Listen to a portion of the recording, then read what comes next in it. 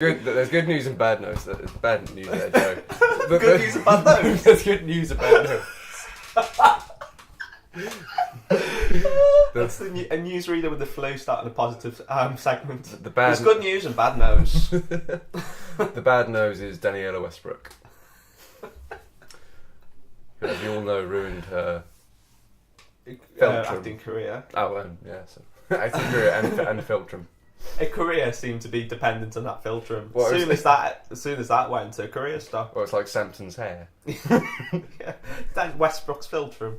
As soon as that happened, recast in EastEnders, but then she regained a filtrum, and then suddenly everything was fine. And she was back on our screens. Hang on a sec. So, Daniela Westbrook, the Samson of the modern day, removed her filtrum, then replaced it with wax. Then what happens when that melts? Is she going to be also the modern day Icarus? Gets too close to the photographers at the premieres, and the light bulbs, they melt the wax, and then she's filtrumless again, and then her career goes back into spiralling into the sea of anonymity. That's what will happen eventually. So she's the embodiment of all classics. Yeah. Well, all that publicity, she's the embodiment of good news, bad news. All that publicity melts her filtrum. I would bring this back. I would bring it back. I want to make this a phrase that people say: "Good news, bad news." Why don't people say that? Well, we haven't started the campaign yet. Okay, but what context would people say "good news, bad news"? I reckon it would just be everyone puts their own meaning to it. I just think it's much nicer that way.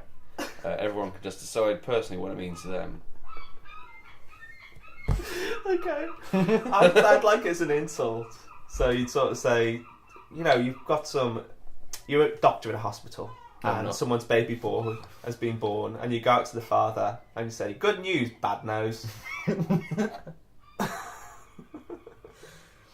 Well, I mean, good news, your son has a bad nose.